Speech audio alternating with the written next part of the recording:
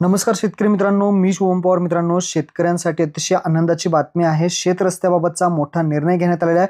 या संदर्भातला नवीन जो GR आहे तो आता फायनली आलेला आहे. आता रुंद शेतरस्ते होतील, सातबाऱ्यावरती शेतरस्त्याची नोंद होईल. 90 दिवसात हे होणार आहे. या संदर्भातला काय GR आहे ते आपण या व्हिडिओमध्ये जाणून घेणार आहे. व्हिडिओ शेवटपर्यंत पहा. आपल्या चॅनलवरती पहिल्यांदा आला असाल तर चॅनलला सबस्क्राईब करून ठेवा. अशाच महत्त्वपूर्ण व्हिडिओचे अपडेट्स तुम्हाला मिळत राहतात. तर चला मित्रांनो, व्हिडिओ सुरू करूया.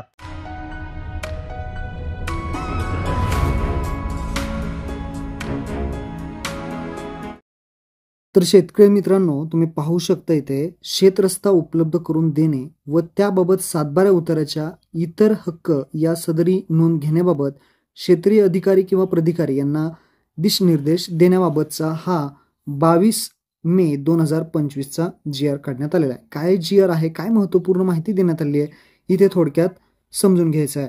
तर इथे पहा, महाराष्ट्र जमीन महसूल संहिता 1966 कलम 143 नुसार सीमावरून शेतरस्ता देण्याची जी काही तरतूद त्यामध्ये आहे, परंतु ज्यावेळी कायदा हा अस्तित्वात आला त्यावेळी शेती ही पारंपरिक पद्धतीने होत होती, जसं की बैलजोड, बैलगाडीच्या साह्याने.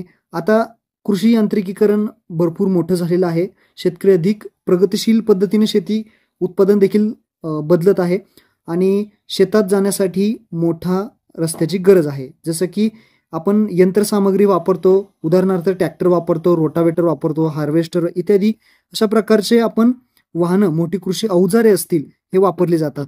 आणि याचाच विचार करून पारंपरिक अरुंद शेतरस्त्याऐवजी आता योग्य ते रुंदीचे शेतरस्ते उपलब्ध करून देण्याची आवश्यकता निर्माण झालेली आहे. आणि यामध्ये सगळ्यात महत्त्वाचा पॉईंट 1906 कलम 5 नुसार जर पाहिलं तर शेतकऱ्यांना त्यांच्या शेतात जाण्यासाठी योग्य रस्ता मिळवायचा हक्क आहे.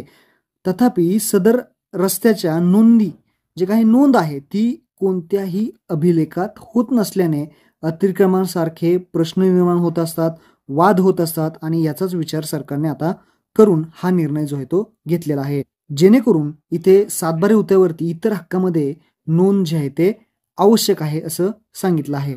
आता यासोबत काय नक्की GR आहे, महत्त्वपूर्ण माहिती दिलेली आहे ते आपण पाहूयात. यामध्ये सगळ्यात महत्त्वाचा हा पहिला पॉईंट आहे आणि असे 3 पॉईंट काढण्यात आलेले आहेत. पहिला पॉईंट जर पाहिला तर इथे पहा, महाराष्ट्र जमीन महसूल संहिता 1966 कलम 143 नुसार कारवाई करताना आता सक्षम अधिकारी प्राधिकारी यांनी शेतीमध्ये वाढत्या यांत्रिकीकरणाच्या अनुषंगाने पारंपरिक अरुंद शेतरस्त्याच्या ऐवजी किमान आता 3 ते 4 मीटर रुंद असलेले शेतरस्ते उपलब्ध करून देण्याबाबतचा हा जो काही पहिला बदल आहे तो आता करण्यात आलेला आहे, ज्यामध्ये अधिकारी लोक, प्राधिकारी लोक जे आहेत त्यांना इथे शेतकऱ्याला 3 ते 4 मीटर रुंद असलेला शेतरस्ता आता उपलब्ध करून द्यायचाच आहे, असा हा महत्त्वाचा बदल आहे. आणि हा जो बदल आहे तो का गरजेचा आहे ते सुद्धा सांगितलेलं आहे. जसं की शेतकऱ्यांना आधुनिक शेतीचा पूर्ण लाभ मिळवून देण्यासाठी, म्हणजेच मोठे कृषी अवजारे असतील यांच्या वाहतुकीसाठी, शेतमालाच्या जलद आणि सुरक्षित वाहनासाठी शेतरस्त्याचा शेतकऱ्यांची मागणी व आवश्यकता पाहून इथे पारंपरिक अरुंद रस्त्याच्या ऐवजी किमान आता 3 ते 4 मीटर रुंद असलेले शेतरस्ते उपलब्ध करून द्यायला इथे आता सांगितलेले आहेत. आणि यामध्ये जे काही शेतकऱ्यांनी मागणी केलेली असेल शेतरस्त्यासाठी त्या जागेची प्रत्यक्ष पाहणी करायला लावलेली आहे. तसेच नैसर्गिक मार्ग, पाऊलवाटा असेल, वहिवाट असेल मार्ग, याची सगळी तपासणी भौगोलिक पद्धतीने होणार आहे. कोणाला काही अडचण असेल किंवा ते कोणाचा आक्षेप असेल त्यांचा सुद्धा यामध्ये विचार करण्यात येणार आहे. आणि रस्ता उपलब्ध करून देण्यात काही अडचण येत असेल तरी सुद्धा काही दुसरे पर्याय सुद्धा तुम्ही शोधा असं सुद्धा सांगण्यात आलेलं आहे. आणि 3 ते 4 मीटर जरी होत नसेल तर 2 ते 3 मीटर जरी झाला तरी तेवढा जेव्हा आहे तेवढा उपलब्ध करून द्यावा असं सुद्धा सांगण्यात आलेलं आहे. काही शेतकरी म्हणतील की याच्यामध्ये बांधाचं काय आहे, तर बांध हे केवळ 2 शेताच्या सीमा नसून ते पाणी व्यवस्थापनासाठी आणि जमिनीची धूप थांबवण्यासाठी महत्त्वाचे असतात. त्यामुळे बांधावरून रस्ता देताना त्यांचे नैसर्गिक स्वरूप शक्यतो टिकून ठेवावे. रस्त्याची रुंदी शेतीमध्ये वाढत्या यांत्रिकीकरणाच्या अनुषंगाने ठेवावी, परंतु अनावश्यक रुंदीकरण टाळावे. तसेच बांधावरून रस्ता दिल्यानंतर दोन्ही बाजूच्या सीमांची निश्चिती करावी असे सांगितले आहे. आणि भविष्यात कोणताही वाद निर्माण होणार नाही असं चेक करायला सुद्धा सांगितलं आहे.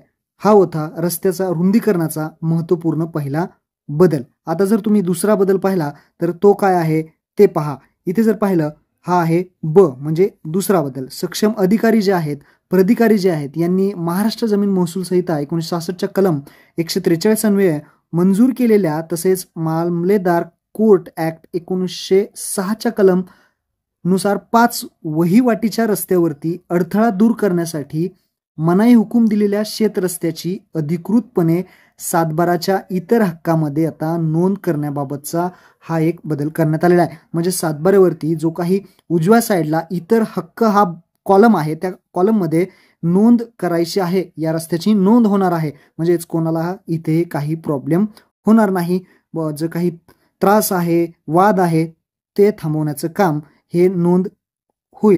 आता तुम्ही म्हणाल या नोंद झाल्यानंतर काय फायदा होऊ शकतो, तर शेतरस्त्याचे जे काही वादाचं प्रमाण आहे ती कमी होण्यास मदत होईल. तसेच जमीन जर खरेदी विक्रीच्या वेळी संभाव्य खरेदीदाराला जमिनीची या महत्वाच्या हक्क आहे त्याची माहिती सुद्धा मिळणार आहे. आणि शेतकरी मित्रांनो हे लक्षात ठेवा की डायरेक्ट याची नोंद होणार नाही. ह्याची जी काही शेतरस्त्याची रुंदी असेल, लांबी असेल, त्याची दिशा आहे किंवा सीमा आहे इत्यादी स्पष्टपणे त्यामध्ये नमूद होणार आहे. आणि शेवटचा तिसरा जो पॉईंट आहे त्यामध्ये महत्त्वपूर्ण माहिती म्हणजे महाराष्ट्र जमीन महसूल अधिनियम 1966चे कलम 143 आणि मामलेदार कोर्ट ऍक्ट 1906चे कलम 5 अन्वये प्राप्त अर्जावरती अर्ज प्राप्त झाल्यापासून 90 दिवसाच्या आतमध्ये अंतिम आदेश पारित करण्याबाबतचा निर्णय असणार आहे. ज्यामध्ये जर तुम्ही पाहिलं तर 90 दिवसाच्या मध्ये सदर अर्ज निर्णयित करण्यात यावा, यात विलंब होणार नाही याची दक्षता घ्यायला सांगितली आहे. आणि हे इथं पाहू शकता निर्णय निर्गमित झाल्यापासून 90 दिवसाच्या आतमध्ये निकाली काढावीत असं सुद्धा यामध्ये सांगण्यात आलेलं आहे. तर अशा प्रकारचे हे 3 महत्त्वपूर्ण मुद्दे होते. महत्त्वपूर्ण हा शेतरस्त्याबाबत निर्णय होता. हा GR तुम्हाला टेलिग्राम ग्रुपला भेटेल आणि महत्त्वपूर्ण हा व्हिडिओ आपल्या शेतकरी मित्रांना नक्की शेअर करा. धन्यवाद. जय हिंद, जय महाराष्ट्र.